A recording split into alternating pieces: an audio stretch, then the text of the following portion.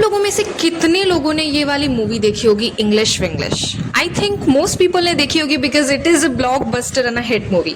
क्या आपने कभी सोचा कि जो मूवी के स्टार्टिंग में कैरेक्टर था हीरोइन का और जो मूवी के लास्ट में जाके उनका कैरेक्टर हुआ, ये कैरेक्टर डेवलपमेंट हुआ कैसे? क्या वो इंग्लिश सीख कैसे गई? क्या आपको लगता है कि वो इंग्लिश बस अमेरिका या फिर फॉरेन लैंड में जाके बस सीख गई, क्लासेस ज्वाइन करने से सीख गई, या फिर maybe there was something more different जो कि शायद उन्होंने किया जिसकी वजह से like she got more interior into this language? लगता है, मुझे ऐसा लगता है कि उनके अंदर सबसे बड़ा चेंज तब आया जब उन्होंने अपने अंदर में जो डर था, जो हिचकिचाहट था, when she let go of that is where she learned English. Actually my photo in 2018, और इवन मैं अगर अपनी बात करूँ तो उस अदिति में, like when she was in 2018 and the Aditi that is speaking in front of you, there is a very huge difference in both of those. पहले जो थी ना, I was lacking confidence, I was very inferior, I use to feel very inferior about my looks. मतलब मुझे लगता था कि यार मैं बहुत काली दिख रही हूँ, मेरा स्पीच क्लियर नहीं है, I do not have good ideas to share, like I am not a good person in general, and this is the reason कि मैं पहले उतना बोल नहीं पाती थी। I was not very adamant in public speaking, but now you know me, मैं दिन भर बस बकर बकर करते रहती हूँ, online offline everywhere, and everybody who knows me is like भाई थोड़ी देर के लिए शांत हो जाओ। हेजिटेशन, वो जो हिचकिचाहट होती है ना अंदर से कि अरे अगर हम गलत बोल दिए, अरे अगर हम ग्रामर का कुछ गलती कर, ये चीज़ जिस दिन आप अपने अंदर से निकालोगे, that is the day when you will finally start learning English. Hesitation and fear, you need to become a confident person. I know this lecture is not about confidence and all, but just give so number 1, positive self talk. अगर आप खुद को support नहीं करोगे, अगर आप खुद का साइड नहीं लोगे, अगर खुद को आप एकदम ऐसे नहीं ट्रीट करोगे जैसे oh my God I am the best person of this world, तो who else is going to, hello?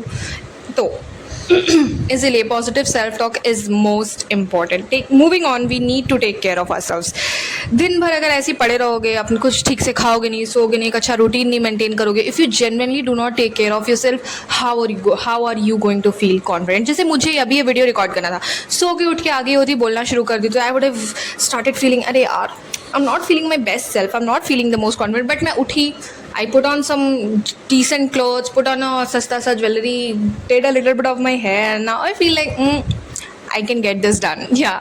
इसीलिए कॉन्फिडेंस इज नॉट समथिंग जो कि आप थ्योरी पेपर दे लो, पढ़ लो और सीख जाओ। You are suppose to do it practically. आप करोगे नहीं, आप में वो चीज़ आएगा नहीं। कई बार ऐसी चीज़ें मुझे बहुत लगती है कि like I can not do this, I can not do that, but like if I push my self to do it, after that मतलब उसको कर लेने के बाद मेरे को और 10 times I feel more confident, and this is how you build confidence. तो let's come back to the topic of English. अगर आपकी इंग्लिश कमज़ोर है तो what do you think, what are the real problems that you face? या तो हो सकते हैं कि आप इंग्लिश समझते हो लेकिन बोल नहीं पाते हो सकता है कि आप कोई भी सेंटेंस को ना बोलने से पहले अपने मन में बहुत सोचते होगे, इसकी वजह से ओवर थिंकिंग करते होगे, या ऐसा डर लगता होगा कि यार कहीं मैं वोकैब का गलती ना कर दूँ, कहीं मैं ग्रामर का मिस्टेक नहीं कर दूँ, या फिर ये भी हो सकता है कि शायद आपका जो एक्सेंट हो वो थोड़ा सा लोकल साउंड करे, जिसकी वजह से आपको मे बी एम्बैरेसमेंट लगता हो, शर्म आता हो, शेम फील होता हो। Could be any of those. Now I did a workshop on this entire video. So at this point, I asked people to answer and finish a sentence because I think lectures should not be about just theory. मैं आके बैठ गए, आपको 5 घंटे lecture दे दूंगी, आप सुन लोगे, खत्म हो जाएगा, भूल जाओगे.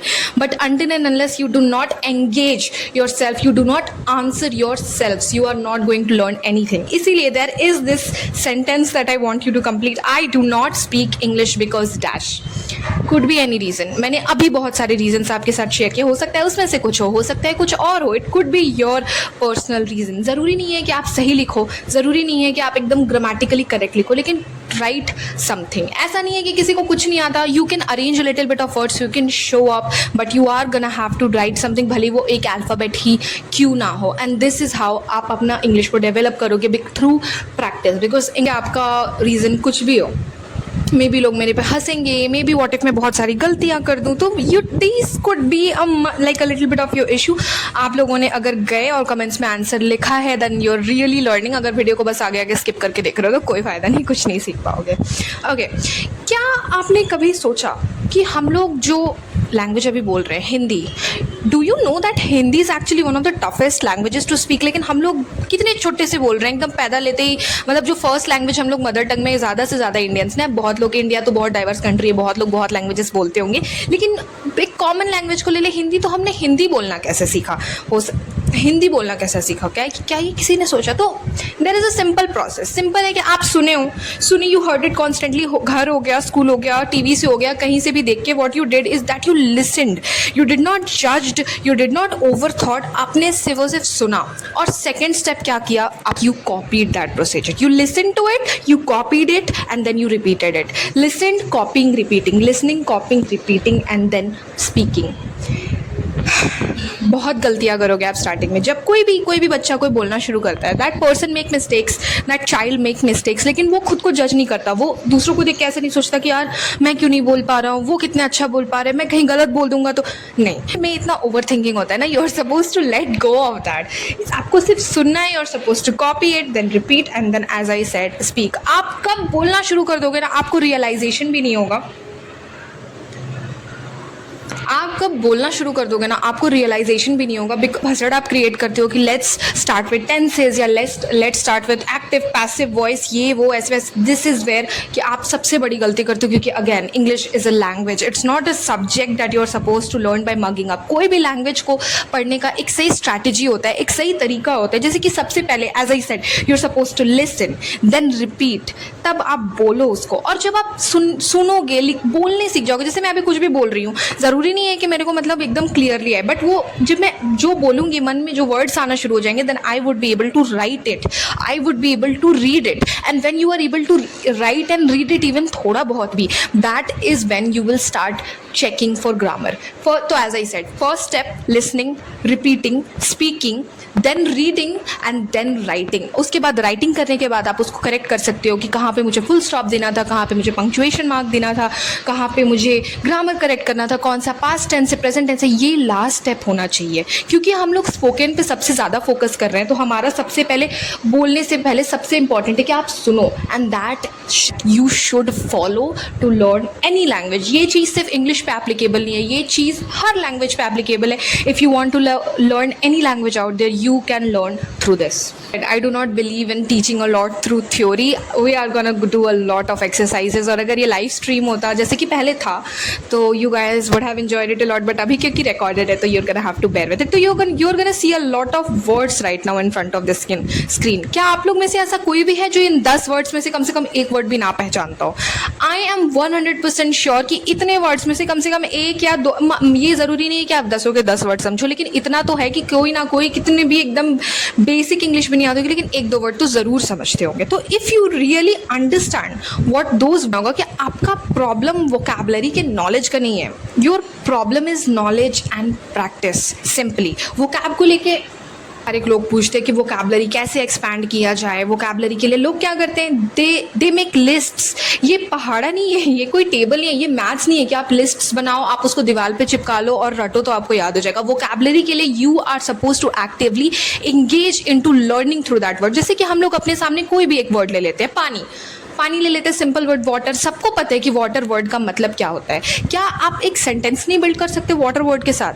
I drink water, I drank water, water is raining outside, water is in kitchen. कितनी सारी सेंटेंसेज है जो कि आप स्मॉल सेंटेंसेस, 3 अल्फाबेट के सेंटेंसेस, 3 वर्ड्स के सेंटेंसेस आप ज़रूर बिल्ड कर सकते हो if you see this word water. इसी तरीके से if you come across a new word, कोई भी वर्ड हो सकता है जो कि मे बी आपको नहीं आता हो, तो आप उसको लोगे, then you are going to repeat and make sentences throughout day. अगर कोई भी एक वर्ड लेके आप उसको,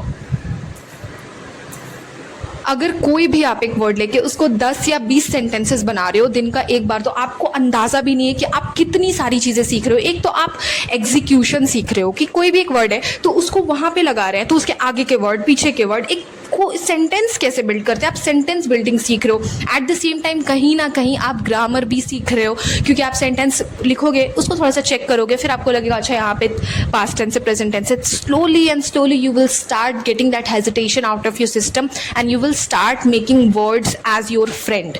जब आप इसको धीरे धीरे अपना बी-फ्रेंडिंग बनाओगे, अपने फ्रेंड्स बनाओगे, this is where you will let go of frustration, you will let go of fear and you will start learning. तो क्या करना है, वर्ड के लिस्ट्स को को अवॉइड करना है लंबी थ्रू प्रैक्टिस। तो चलो लेट्स चूज अ वर्ड। हो सकता है कि आपके सामने कोई भी वर्ड हो राइट नाउ, कोल्ड ले लेते हैं for example. I want you to frame at least 2 से 3 सेंटेंसेज, एंड सही हो गलत हो डजेंट मैटर, बहुत लंबे सेंटेंसेज लिखने की ज़रूरत नहीं है, सिंपल भी आप लिख सकते हो, but if you just show up तो you will learn a lot as I said. Vocabulary and building a very good word collection for English. और जब आपके पास ज़्यादा से ज़्यादा वर्ड्स होंगे तो आपका इंग्लिश स्पोकन मेथड उतना बढ़ते जाएगा, and then you would be able to speak more fluently. इसी के साथ हम लोग बढ़ते हैं अपने थर्ड एक्टिविटी की तरफ, which is the mistake activity. देखिए ज़्यादा से ज़्यादा लोग की क्या डर रहता है ना, कहीं मेरे से गलती ना हो जाए, कहीं मैं कुछ गलत ना बोल दूँ। आपको ये चीज़ रियलाइज़ करना ही पड़ेगा कि गलती बस एक गलती होती है। अगर थोड़ी बहुत गलती हो गई, थोड़ा सा खराब से बोल दिया, थोड़ी सी टूटी फूटी इंग्लिश बोल दी, कुछ बहुत बड़ा वो नहीं हो गया, थोड़ा सा गलती हो जाता है, तो you learn from it. What you're suppose to do for this round is that you are suppose to make mistakes intentionally. आप कोई भी टॉपिक चूज करो इन चारों टॉपिक्स में से, and then try to make a mistake. हो सकता है कि आप कोई ग्रामर गलती करो, हो सकता है कि आप कोई टेंस गलती करो, हो सकता है कि पूरी की पूरी सेंटेंस ही गलत हो और सेंस ना बना रही हो, and that is okay. I am telling you it's completely fine. लेकिन मैं आपको आपकी गलती अभी नहीं बताऊंगी, अगली क्लास में बता सकती हूँ या कमेंट्स में पढ़ने के बाद बता सकती हूँ, but you are suppose to do that. आप लिखो सेंटेंस, उसको लेके जाओ and check it your self. It is scientifically proven कि अगर आप अपनी चीज़ों को कोई खुद से चेक करता है ना, जैसे मैं ही पढ़ाई करती हूँ, उसके बाद मेरे को लगता है कि let's check my answers on my own, तो जो मैं आंसर्स खुद से चेक करती हूँ ना, तो वो चीज़ें जितने ज़्यादातर बहुत दिनों तक मेरे दिमाग में रहता है। इवन एग्जाम हॉल में भी ना, जो मिस्टेक्स आप करते हो, जो गलतियों करते हो ना, वो कभी भी आप दोबारा नहीं करके आओगे। अगर ऐसे है कि मतलब क्वेश्चन पेपर सॉल्व करते वक्त या PYQ सॉल्व करते वक्त ऐसा होता है कि आप कोई गलती नहीं किए, मान लीजिए कोई क्वेश्चन आप बार बार सही कर रहे हो, तो कहीं ना कहीं हो सकता है कि वो जो बार बार सही कर रहे हो ना, वो दिमाग से थोड़ा छूट जाए और फिर आगे जाके मेन एग्जाम में गलत हो जाए। लेकिन जिन चीज़ों को आप गलत करते हो, जो आपको एक बार खुद से चेक करते हो, लगता है कि अरे यार यहाँ तो ऐसे होता, मेरे से ये गलती हुई, तो वो जो प्रोसेस होता है ना, जो रियलाइजेशन होती है आपको, फिर जो आप उसको करेक्ट करते हो, जो एक्सेप्टेंस आता है ना, this thing creates a very big thing in your mind, और ये आपको याद रहता है। It creates a very big memory, and this is what you are suppose to do. You are suppose to self check, you are suppose to show up, you are suppose to write, and you are suppose to learn from your mistakes. तो आप लोग इस topics में से कुछ कुछ लिख के मेरे को डालना। I will read through it, and उसके बाद पहले लिख लो, उसके बाद डाल देना, उसके बाद खुद का सेल्फ करेक्शन डालना, and then I will rate you कि कितना सही लिखा, कितना गलत लिखा। And this is a very fun activity to the 30-30-30 formula. आप सोचोगे what is this 30-30 formula? This is actually a learning strategy, जो कि मैं आपको बताना चाहूँगी। पहले भी मैंने थोड़ा बहुत एक्सप्लेन किया, फिर से बता देती हूँ। Is that what most beginners do is that वो रीडिंग से शुरू करते हैं। कोई बहुत बोरिंग से बुक पकड़ लेंगे, फिर उनको, या फिर हो सकता है कि सिलेबस की कोई बुक उठा ले इंग्लिश को लेके, और फिर उनको लगेगा झपा रहे हैं बैठ के comprehensive answer, subjective answer, short answer, long answer. You are not suppose to do this.